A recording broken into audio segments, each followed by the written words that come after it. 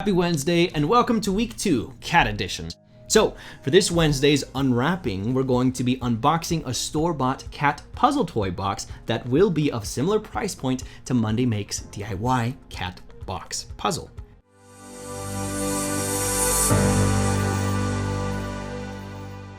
Now, 2 things to remember. I do not know anything about this product, our producer bought it, and this will be my live, authentic, unbiased review. Alright, producer's input, I just gotta let people know. I know you don't know this because you haven't seen the product. Yes. But we're comparing cat puzzle toys. Even though yours was made out of a box, this one might not be. I shouldn't have said that. I'm gonna guess plastic. That's my first guess. I don't think wood. I think it's gotta be made of like a delicate plastic for them. Alright, are you ready to see the product? Yes. 3, 2, 1.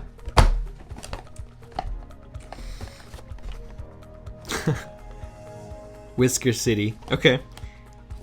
Again, first impressions, just like week 1, I like the branding of this box. I mean, obviously it's their job to appeal to us human beings and to get us to buy it. I think the orange and white is really nice. I like the brick background to it. Interactive fun for your cat. Playtime and treats? Heck yes. I like that PG, that G censoring. Your curious kitty will love this treat dispensing toy with its stimulating and wobbling motion. Designed to randomly dispense the treats you put inside, you can keep them entertained even when you're not around.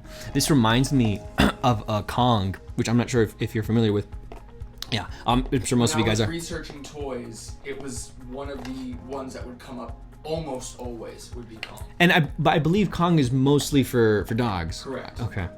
Yeah, but it seems very similar. So, on one aspect, this is probably a toy that's more, it's better tested and researched. So I'm assuming they have the physics of this down to where it's gonna be difficult for them to get these treats out, but not difficult enough to where they can get treats.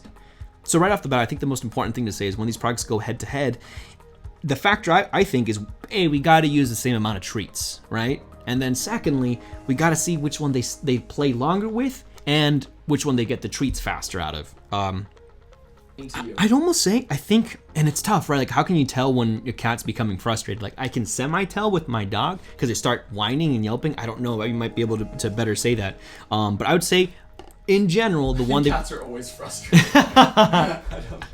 I love my cats, but I don't think there is a time in life where they're not irritated. I like that. That's good. That makes a lot of sense.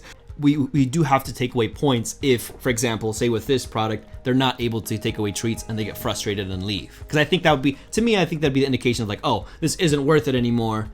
I need to, this isn't worth my time. Because I've had one of my dogs do that with a Kong that we had treats inside and they abandoned it. So I'd say it just depends, like, and also if we have to assist them, is this something that we can set down and they figure out by themselves, or do we have to kind of baby them? It's like, oh, look, here's a treat, it's in here.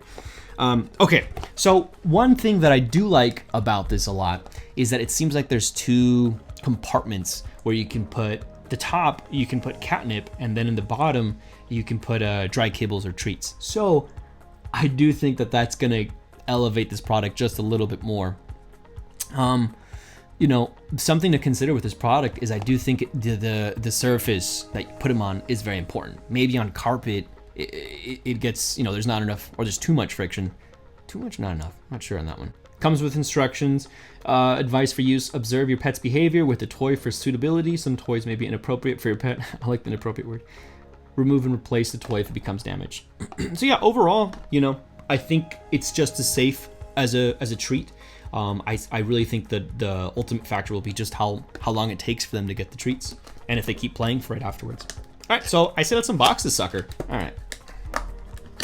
I haven't asked you for the price point yet, right? I don't think I have. Okay, cool.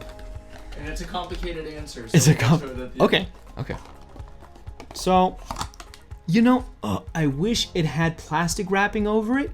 That's just me being a little extra right now. It doesn't have anything. Doesn't have anything. Yeah, it makes me think like I need to sanitize this, but it's not a big deal. I mean, it's not that time consuming for me to sanitize it. But that's just my first thing. Like, oh, I wish this was sanitized. But again, let's keep price point in mind. So it's a little bit smaller than what I envisioned it to look like. The top of it feels like a rubbery, just like a rubber. Yeah, it's like a rubber ball. So I'm assuming oh, okay, I see. So that screws out. Okay, so that's cool. Again, the one thing I do really like about this product is that it does have 2 compartments, which I think is actually really, really cool. Because I guess this will keep drawing the cats in with the catnip, which is quite clever. But then again, so the catnip goes where the gray is, and the scent comes out of the small holes. Awesome. Man, and that's clever. It's a little bit cheating, but maybe something we should do to keep things fair is we should probably put catnip in our DIY one, and maybe save the same amount so we can really keep this as neutral as possible. We're adding catnip as of now. It's official. We have catnip, right? I do. We have catnip. So the base is definitely heavy. You can see how it's gonna stay in that position. That's pretty cool. It makes sense. Cats love. I'm gonna try to embody my own cat right now. Ah.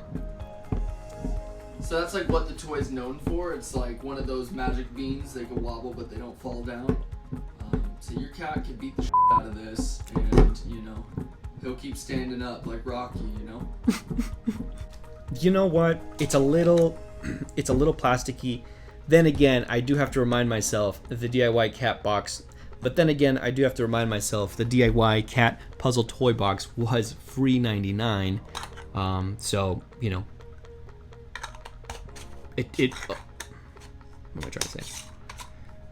It does look a little cheaply made, but I just for my first impressions, if your cat's generally not a biter or chewer, I think it's going to be a fairly safe toy. I would definitely supervise them for the first couple of times because you want to see how they react to the catnip, and you know them not being able to really reach it I think is important to note.